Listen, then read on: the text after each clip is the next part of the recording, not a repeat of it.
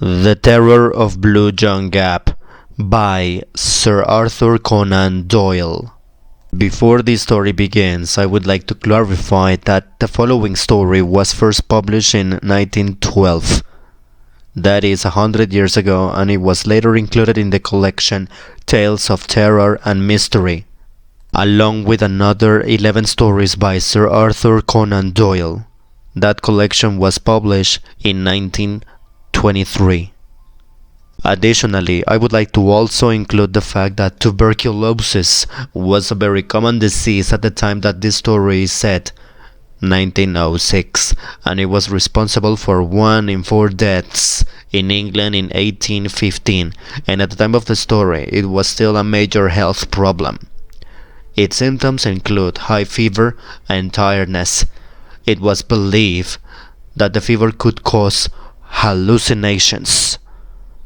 The main character, Dr. James Hardcastle, that's Hardcastle, Hardcastle, is suffering from tuberculosis. Doctors thought that fresh air and exercise could help fight the disease, and for that very reason, many middle and upper class patients were sent to the mountains as part of their treatment. With all information being said, let us begin with the following story. The following narrative was found among the papers of Dr. James Hardcastle, who died of phthisis on February 4th, 1908, at the age of 36. Upper Coventry Flats, South Kensington. That's Upper Coventry Flats. Those who knew him best, while refusing to express an opinion upon this particular statement, are unanimous in asserting that he was a man of sober and scientific turn of mind, absolutely devoid of imagination and most unlikely to invent any abnormal series of events. The paper was contained in an envelope, which was docketed as follows: a short account of the circumstances which occurred near Miss Allerton's farm in Northwest Derbyshire in the spring of last year. The envelope was sealed, and on the other side was written in pencil the following message: Dear Seaton, it may interest and perhaps pain you to know that the incredulity with which you met my story has prevented me from ever opening my mouth upon the subject again. Oh my God. I leave this record after my death, and perhaps strangers may be found to have more confidence in me than my friend. Inquiry has failed to elicit who this person, Seaton, may have been. I may add that the visit of the deceased to Allerton's farm and the general nature of the alarm there, apart from this particular explanation, have been absolutely established. With this foreword, I append his account exactly as he left it. It is in the form of a diary, some entries in which have been expanded while a few have been erased. April 17th. Already I feel the benefit of this wonderful upland air. The farm of the Allertons lies 1,420 feet above sea level, so it may well be a bracing climate. Beyond the usual morning cough I have very little discomfort, and what with the fresh milk and the long homegrown mutton, I have every chance of putting on weight, and I think Southerson will be pleased to hear this. I must say that the two Miss Allertons are charmingly quaint and kind. Two dear little hard-working maids who are ready to lavish all the heart which might have gone out to my husband and to my children upon any valid stranger. Truly, the old maid is a most useful person, one of the reserve forces of the community. They talk of the superfluous woman, but what would the poor superfluous man do without her kindly presence? By the way, in their simplicity, they very quickly let out the reason why Saunderson recommended their farm. The professor rose from the ranks himself, and I believe that in his youth he was not above scaring crows in these very fields. It is a most lonely spot, and the walks are picturesque in the extreme. The farm consists of grazing land lying at the bottom of an irregular valley. On each side are the fantastic limestone hills, formed of rock so soft that you can break it away with your hands. All this country is hollow. You know, could you strike it with some gigantic hammer? It would be boom like a drum, and possibly cave in altogether and expose some huge subterranean sea. A great sea there must surely be, for on all sides the streams run into the mountain itself, never to reappear. The gaps everywhere amid the rocks, and when you pass through them you find yourself in great caverns, which wind down into the bowels of the earth. I have a small bicycle lamp, and it is a perpetual joy to me to carry it into these weird solitudes, and to see the wonderful silver and black effect when I throw its light upon the stalactites which drape the lofty roofs. I shut off the lamp, and you are in the blackest darkness. Turn it on, and it is a scene from the Arabian Nights. But there is one of these strange openings in the earth which has an especial interest, for it is the handiwork not of nature but of man. I had never heard of Blue John when I came to these parts. It is the name given to a peculiar mineral of a beautiful purple shade, which is only found at one or two places in the world. It is so rare that an ordinary vase of Blue John would be valued at a great price. The Romans, with an extraordinary instinct of theirs, discovered that it was to be found in this valley, and sank a horizontal shaft deep into the mountainside. The opening of their mine has been called Blue John Gap, a clean-cut arc on the rock, the mouth all overgrown with bushes.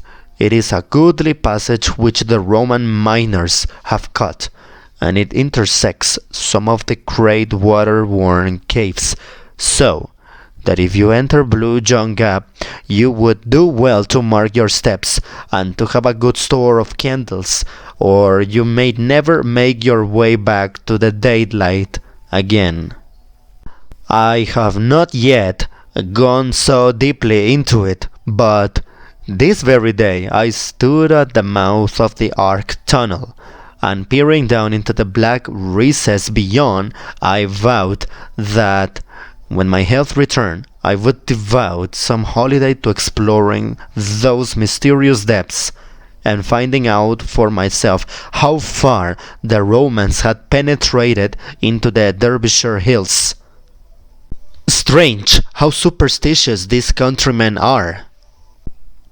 I should probably have thought better of young Armitage, for he is a man of some education and character, and a very fine fellow for his station of life. I was standing at the Blue John Gap when he came across the field to me. Well, doctor, said he, you are not afraid anyhow. Afraid? Afraid of what? I answered, and asked. Oh, well, of it, said he, with a jerk of his thumb towards the black vault of the terror that lives in the Blue John cave. How absurdly easy it is for a legend to arise in a lonely countryside. I examine him as to the reasons for this weird belief.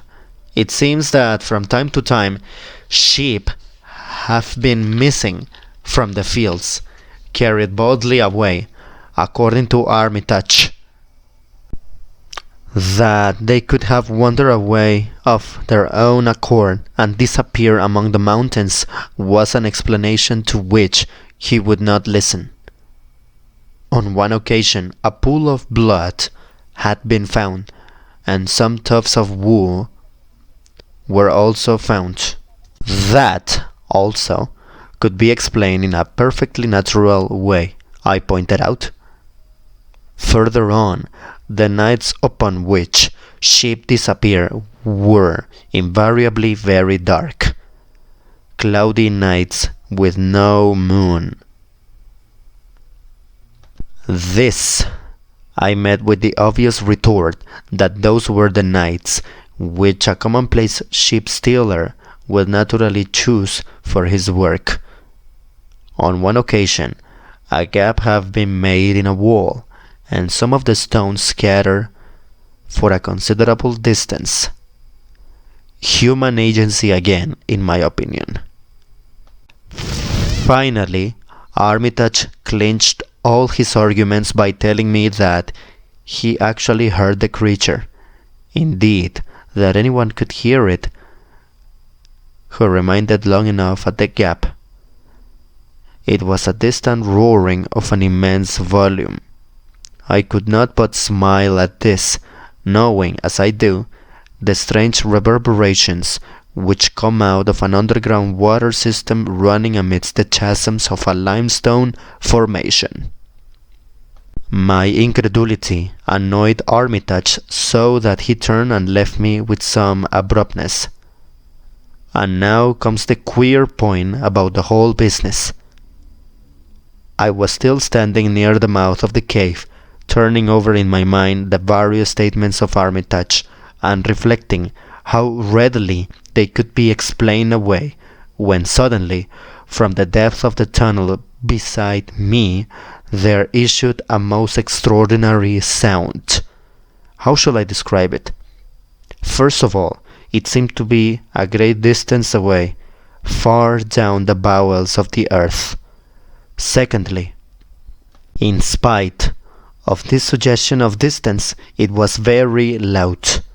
And lastly, it was not a boom, nor a crash, such as one would associate with falling water or tumbling rock, but it was a high whine, tremulous and vibrating, almost like the whining of a horse. It was certainly a most remarkable experience, and one which for a moment, I must admit, gave a new significance to Armitage's words, a brand new significance. I waited by the Blue John Gap for half an hour or more, but there was no return of the sound, so at last I wandered back to the farmhouse, rather mystified by what had occurred. Decidedly, I shall explore that cavern when my strength is restored. Of course, Armitage's explanation is too absurd for discussion, and yet that sound was certainly very strange. It still rings in my ears as I write.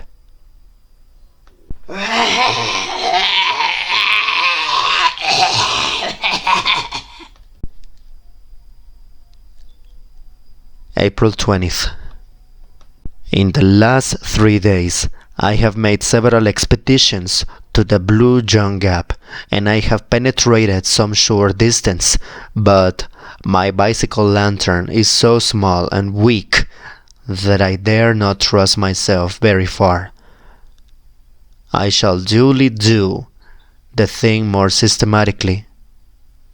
Of course, I have heard no sound at all, and I could almost believe that I had been the victim of some hallucination, suggested perhaps by Armitage's conversation.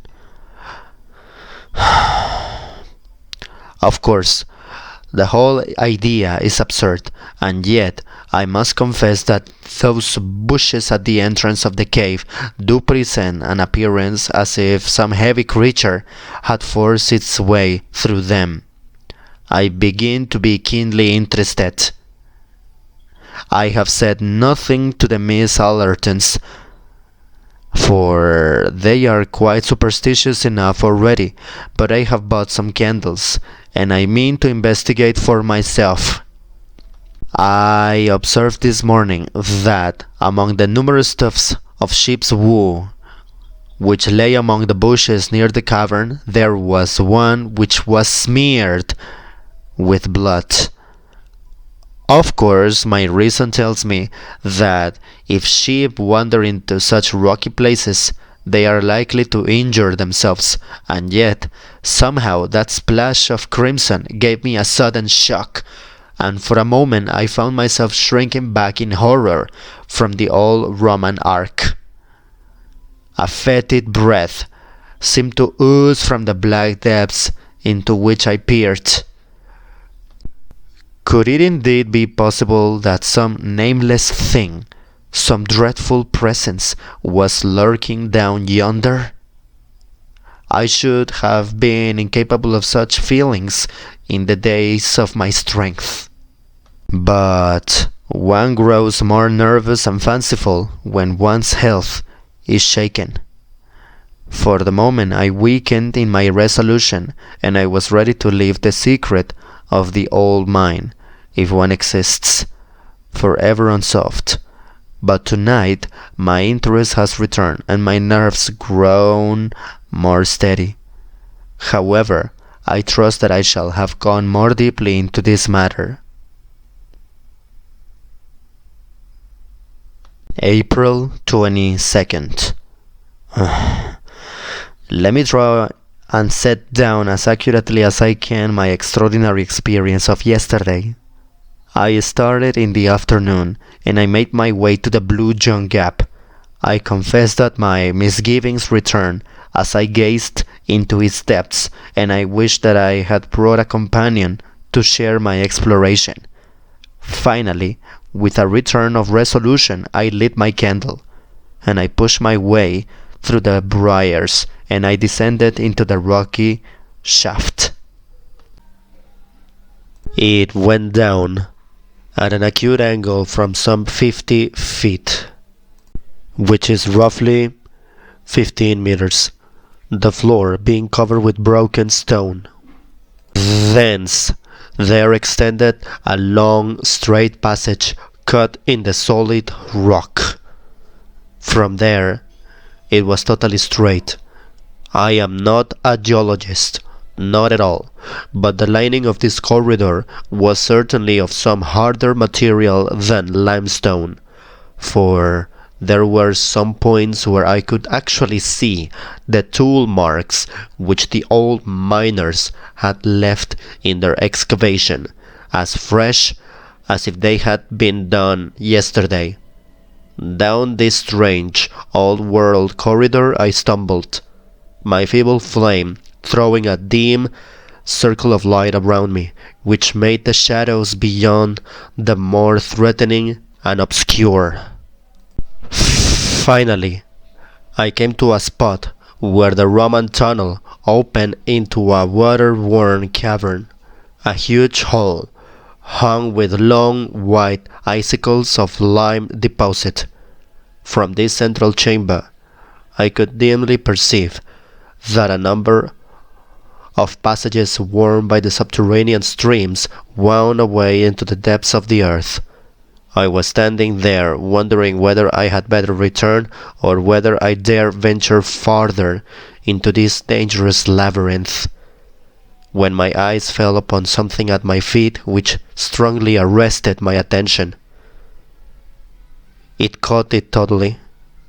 The greater part of the floor of the cavern was covered with boulders of rock, or with hard incrustations of lime, but At this particular point, there had been a drip from the distant roof, which had left a patch of soft mud.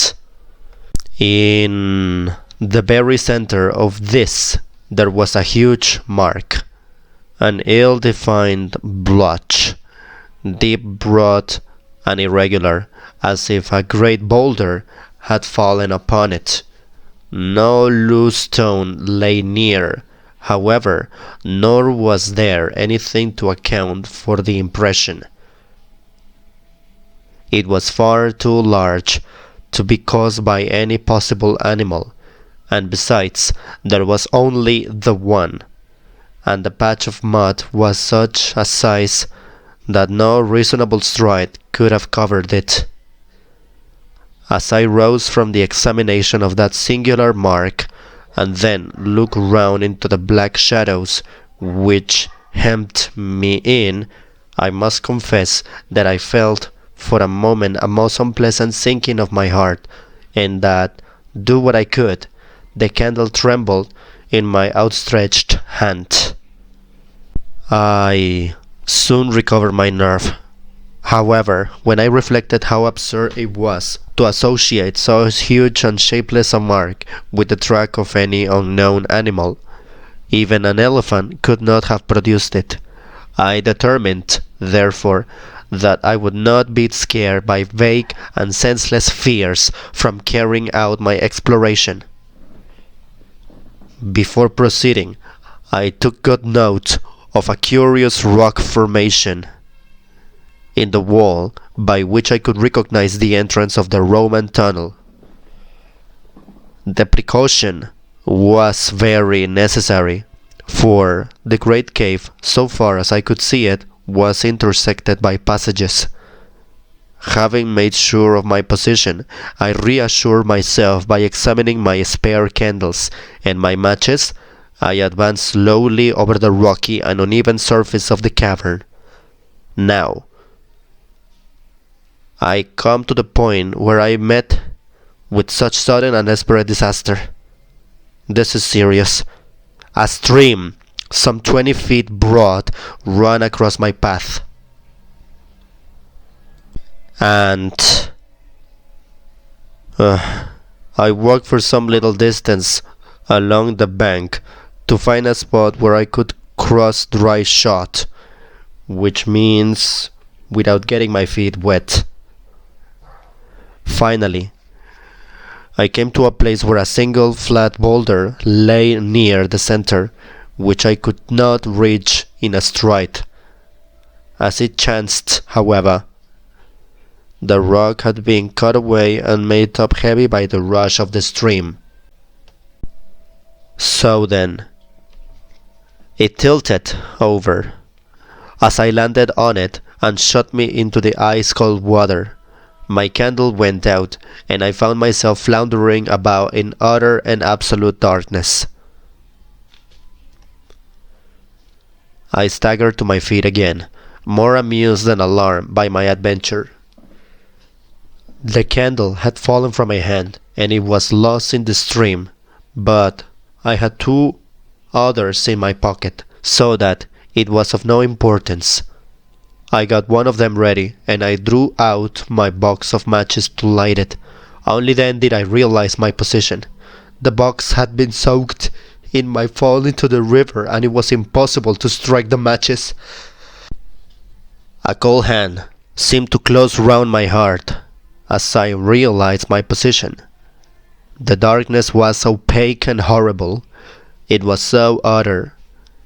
One put one's hands up to one's face as if to press off something solid.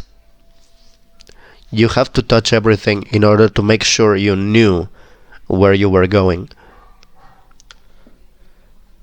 I stood still, and by an effort I steadied myself. I tried to reconstruct in my mind a map of the floor of the cavern as I had seen it. Alas, the bearings which have impressed themselves upon my mind were high on the wall, and not to be found by touch.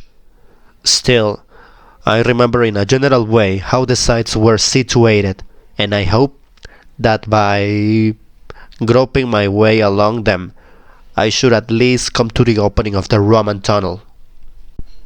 Moving very slowly and continually striking against the rocks, I set out on this desperate quest.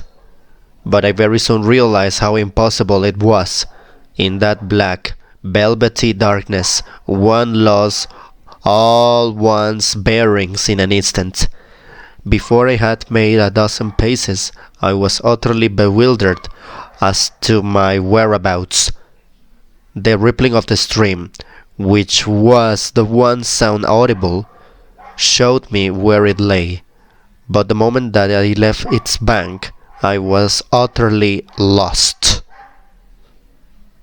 The idea of finding my way back in absolute darkness through that limestone labyrinth was clearly an impossible one. I sat down on a boulder, a very big boulder, and then, right after that, I reflected upon my unfortunate plight.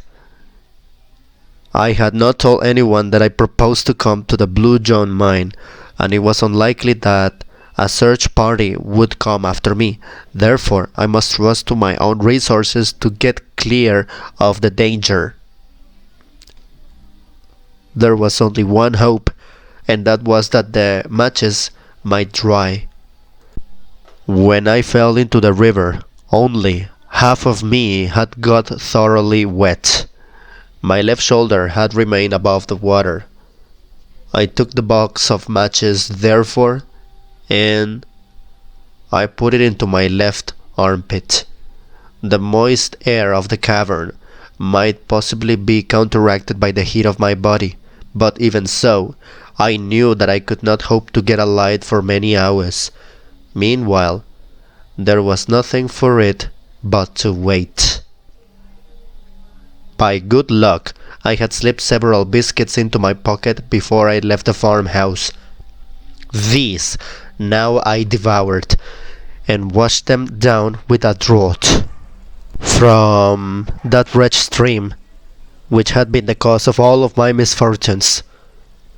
How ironic, How ironic that one drink from that wretched stream would quench my thirst for a moment.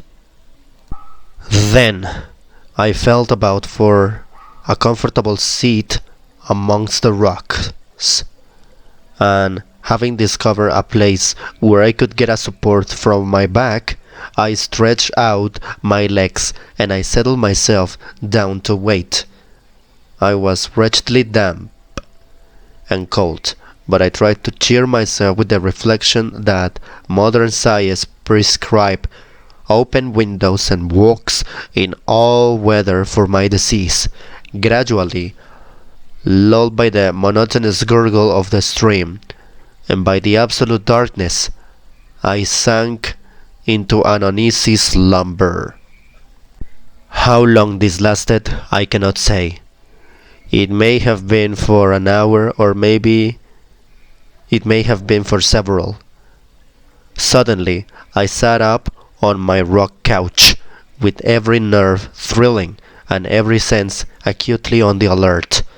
Beyond all doubt, I had heard a sound, some sound very distinct from the gurgling of the waters.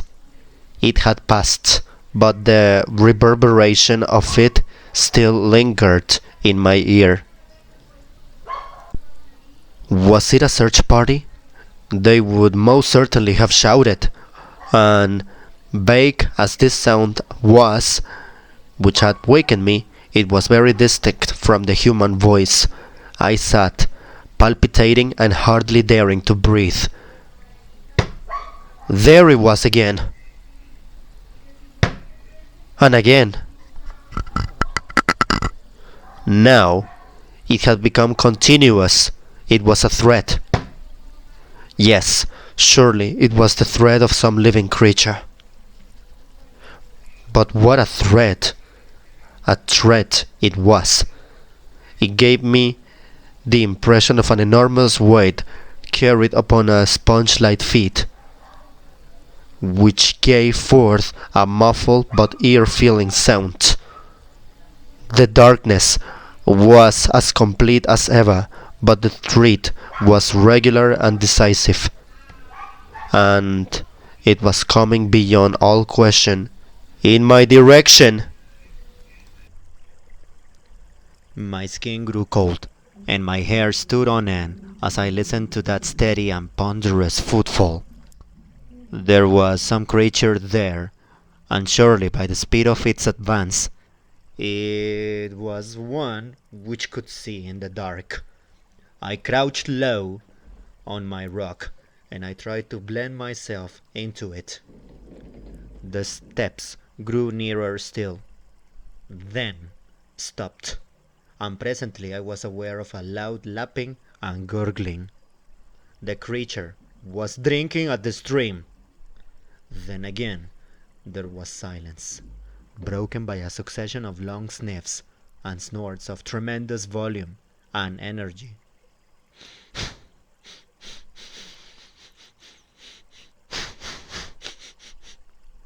Had it caught the scent of me?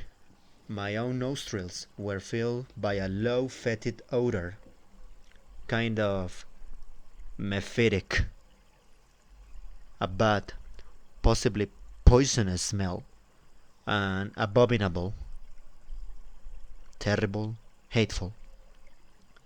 When I heard the steps again, they were on my side of the stream now, and the stones rattled within a few yards of where I lay. Hardly daring to breathe, I crouched upon my rock. Then the steps drew away.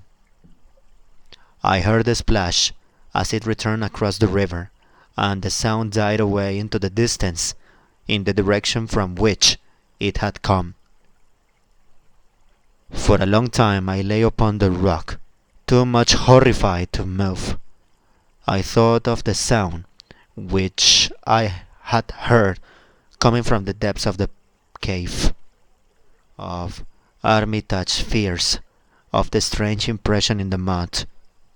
And now came this final and absolute proof that there was indeed some inconceivable monster, something utterly unearthly and dreadful, which lurked in the hollow of the mountain. Of its nature or form I could frame no conception, not form any idea, save that it was both light-footed and gigantic. The combat between my reason, which told me that such things could not be, and my senses, which told me that they were, raged within me as I lay. Finally, I was almost ready to persuade myself that this experience had indeed been part of some evil dream, and that my abnormal condition might have conjured up an hallucination. But there remained one final experience which removed the last possibility of doubt from my mind. I had taken my matches from my armpit, and I felt them. They seemed perfectly hard and dry. Stooping down into a crevice of the rocks, I tried one of them. To my delight, it took fire at once. I lit the candle, and with a terrified backward glance into the obscure depths of the cavern, I hurried in the direction of the Roman passage. As I did so, I passed a patch of mud on which I had seen the huge imprint. Now I stood astonished before it, for there were similar imprints upon its surface, enormous in size, irregular in outline, of a depth which indicated the ponderous weight which had left them. Then a great terror surged over me. Stooping and shading my candle with my hand, I ran in a frenzy of fear to the rocky archway.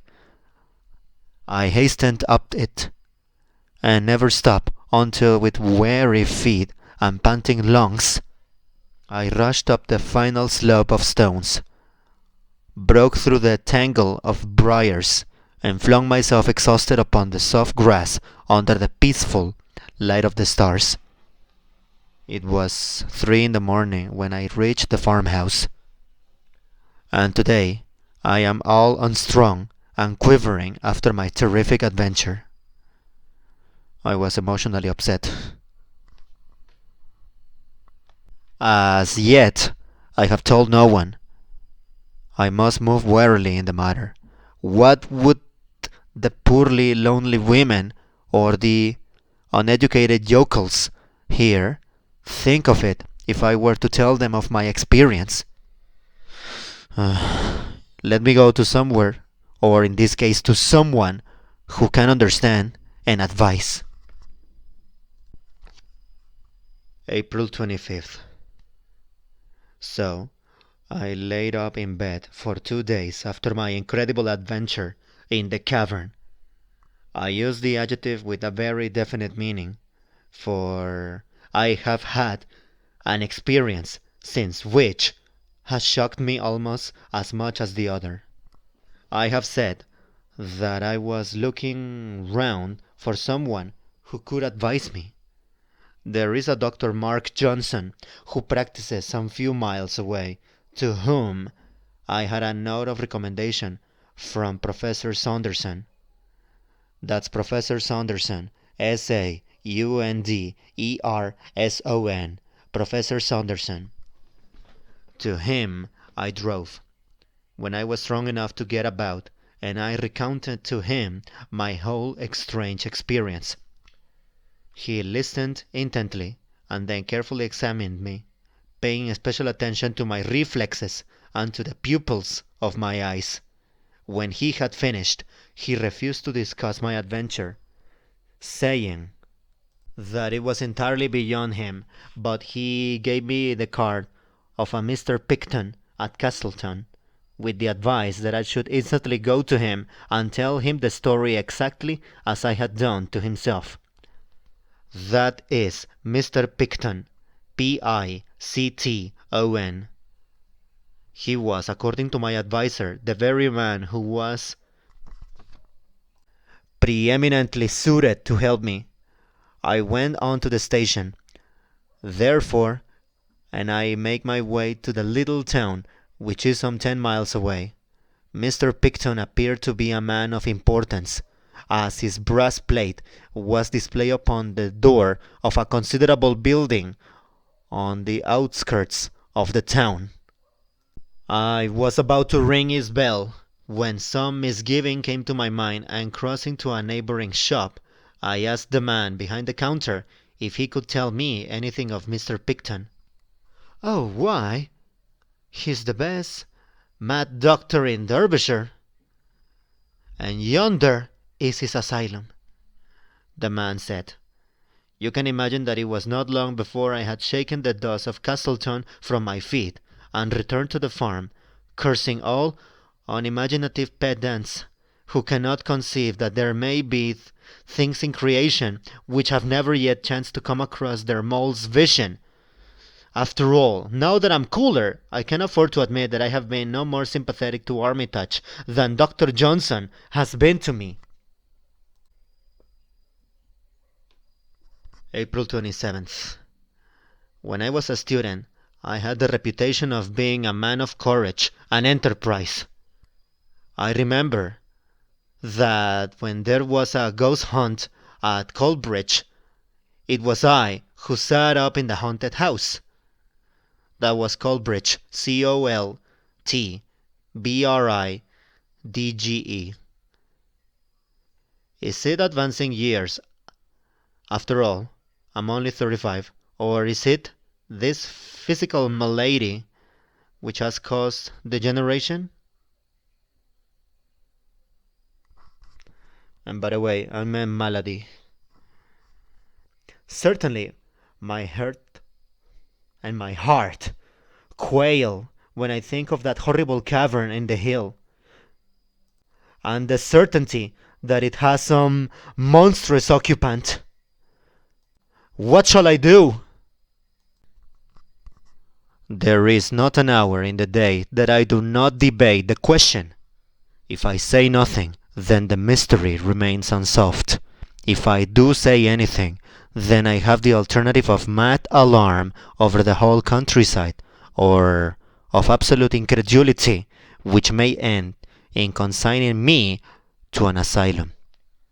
On the whole, I think that my best course is to wait and to prepare for some expedition which shall be more deliberate and better thought than the last.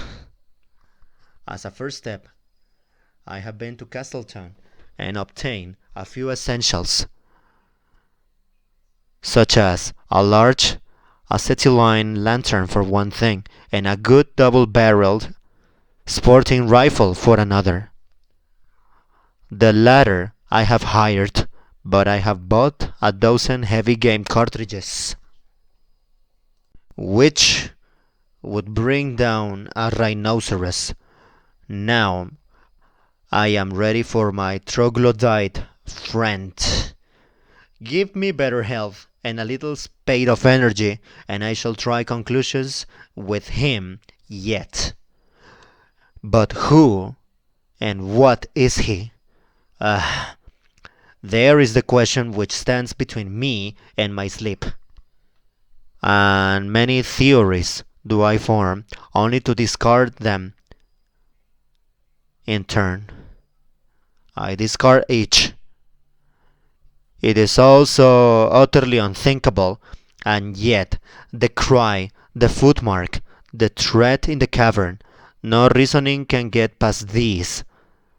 I think of the old world legends of dragons and of other monsters. Were they perhaps not such fairy tales as we have thought?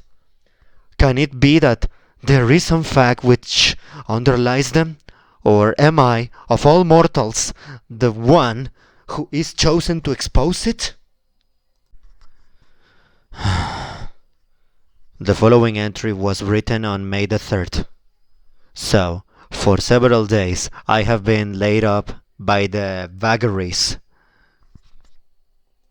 of an English spring, and during those days there have been developments, the true and sinister meaning of which no one can appreciate save myself. I may say that we have had cloudy and extremely moonless nights of late, which, according to my information, were the seasons upon which sheep disappeared. Well, sheep have disappeared. Two of Miss Allerton's, one of old Pearson's of the catwalk, and one of Mrs. Moulton's. 4 in all during 3 nights. No trace is left of them at all, and the countryside is buzzing with rumors of gypsies and of sheep stealers. By the way, that's Allerton's, Allerton, and Pearson, Pearson, and Moulton's, Moulton. But there is something more serious than that. Young Armitage has disappeared also. He left his moorland cottage early on Wednesday night and has never been heard of since. He was an unattached man, so there is less sensation that would otherwise be the case. The popular explanation is that he owes money and has found a situation in some other part of the country whence he will presently write for his belongings. But I have grave misgivings. Is it not too much more likely that the recent tragedy of those ships has caused him to take some steps which may have ended in his own destruction? He may, for example, have lain in wait for the creature and been carried off by it in the recess of the mountains. What an inconceivable fate for a civilized Englishman of the 20th century! And yet, I feel that it is possible and even probable. But in that case, how far am I answerable both for his death and for any other mishap which may occur? Surely, with the knowledge I already possess, it must be my duty to see that something is done, or if necessary to do it myself. It must be the latter, for this morning I went down to the local police station and I told my story. The inspector entered it all in a large book and bowed me out with commendable gravity. But I heard a burst of laughter before I had got down his garden path. No doubt he was recounting my adventure to his family.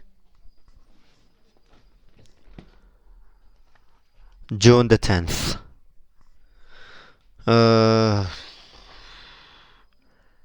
I'm writing this, propped up in bed, 6 weeks after my last entry in this journal, and I have gone through a terrible shock both to mind and body, arising from such experience as has seldom befallen a human being before.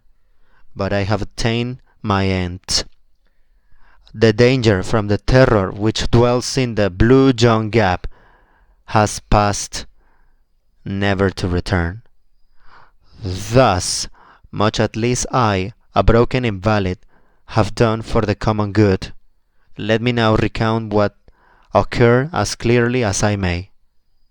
So, the night of Friday, May the 3rd, was dark and cloudy, the very night for the monster to walk. About 11 o'clock, I went from the farmhouse with my lantern and my rifle, having first left a note upon the table of my bedroom, in which I said that, if I were missing, search should be made for me in the direction of the gap. And I made my way to the mouth of the Roman shaft, and I shut off my lantern, and I waited patiently with my loaded rifle ready to my hand. It was a melancholy vigil.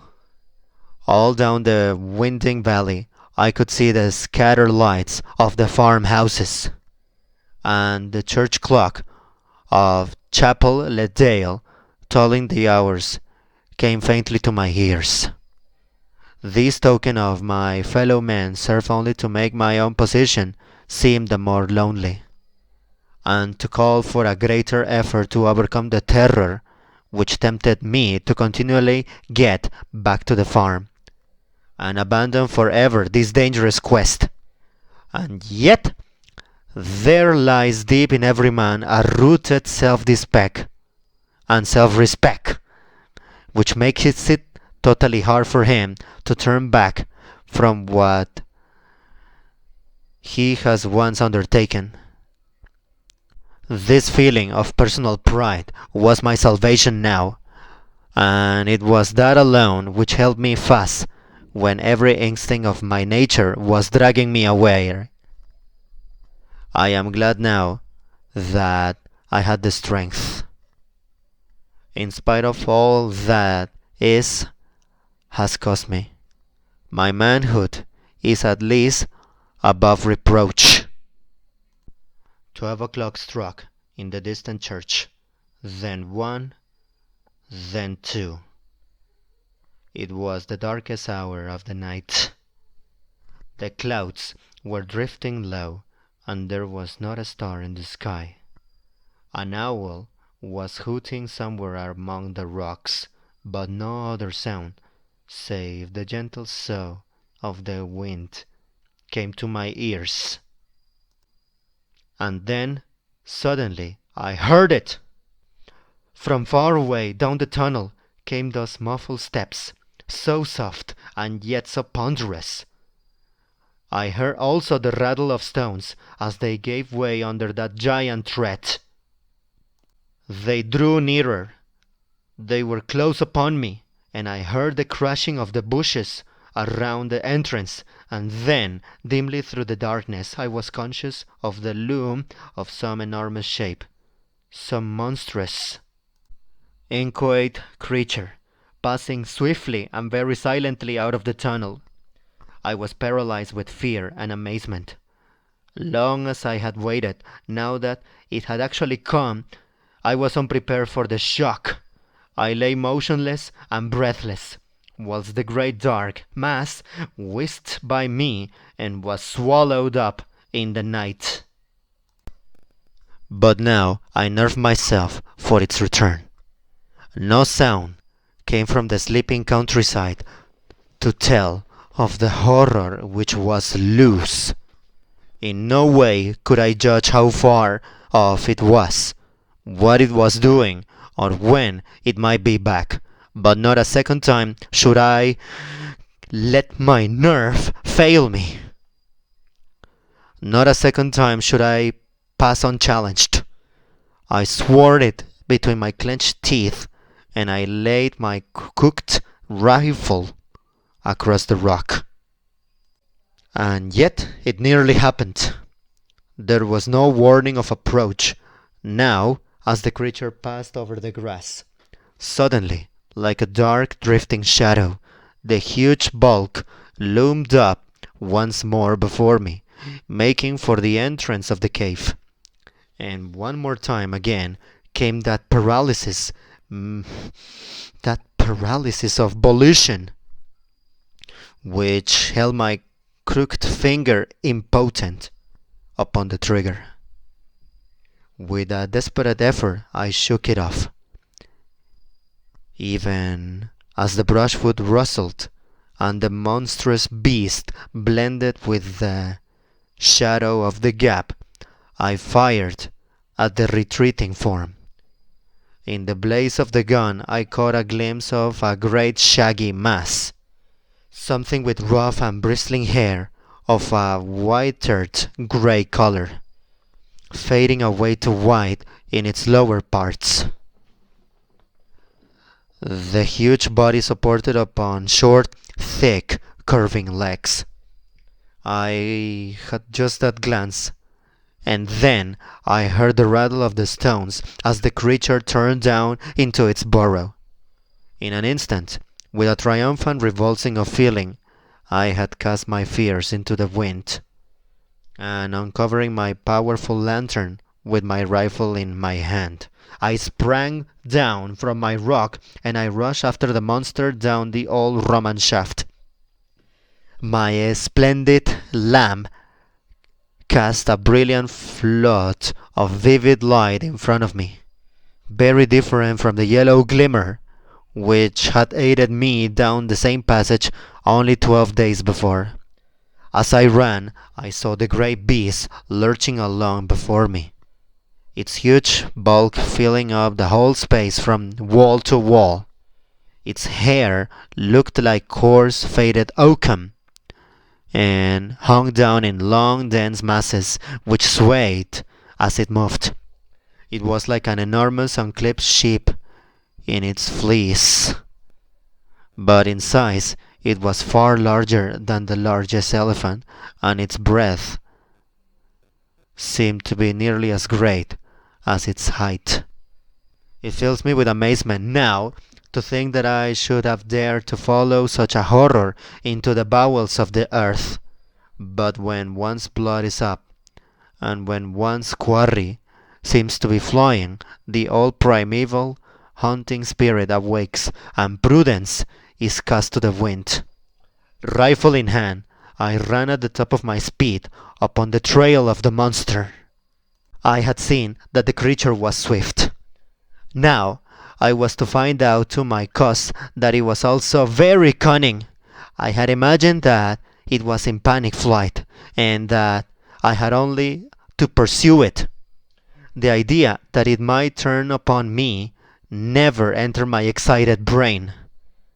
I have already explained that the passage down which I was racing opened into a great central cave.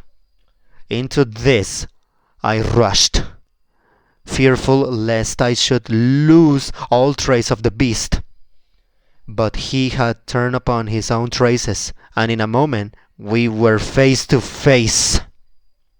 That picture, seen in the brilliant white line of the lantern, is etched forever upon my brain.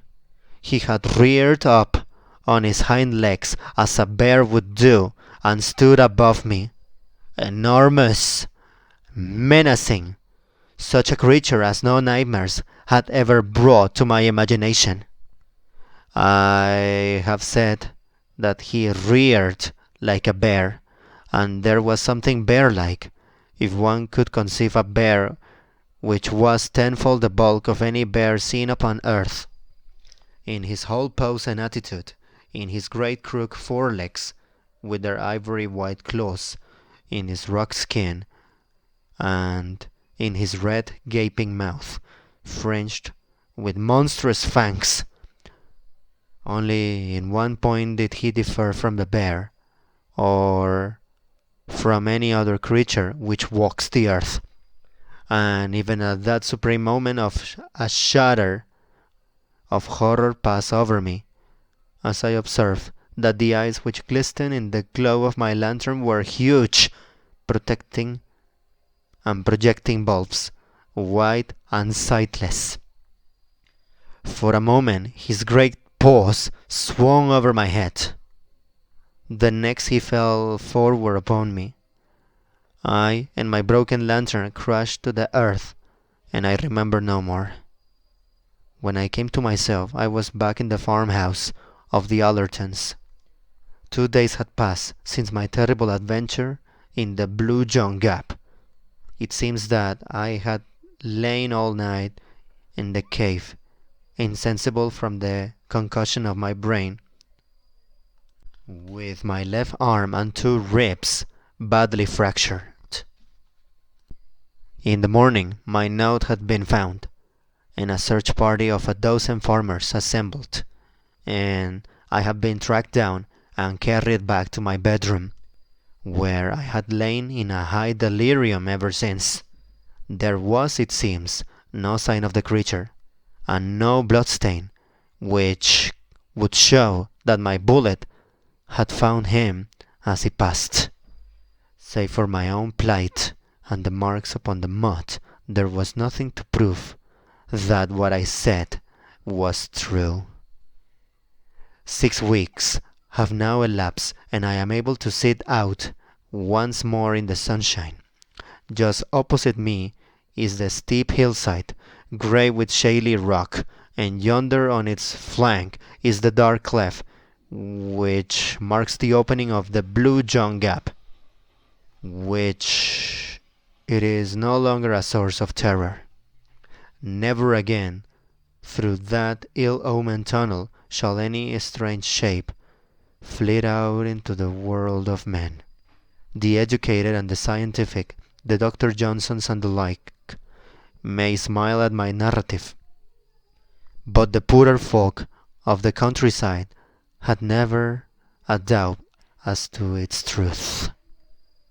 On the day after my recovering consciousness, they assembled in their hundreds round the Blue John Gap.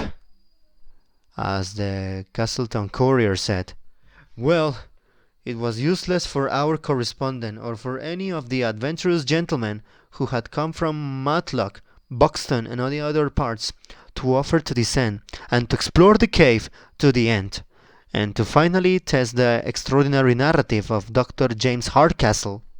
The country people had taken the matter into their own hands, and from an early hour of the morning they had worked hard in stopping up the entrance of the tunnel. There, with a sharp slope, where the shaft begins, and grey boulders roll along by many willing hands, were thrust down in it until the gap was absolutely sealed." So ends the episode which has caused such excitement throughout the country. Local opinion is fiercely divided upon the subject. On the one hand, there are those who point to Dr. Castle's impaired health, and to the possibility of cerebral lesions of tubercular origin giving rise to strange hallucinations. Some idées fixées, according to these gentlemen, caused the doctor to wander down the tunnel and fall among the rocks was sufficient to account for his injuries. And on the other hand, a legend of a strange creature in the gap has existed for some months back, and the farmers look upon Dr. Hardcastle's narrative and his personal injuries as a final corroboration. So the matter stands, and so the matter will continue to stand, for no definite solution seems to us to be now possible. It transcends human wit to give any scientific explanation which could cover the alleged facts.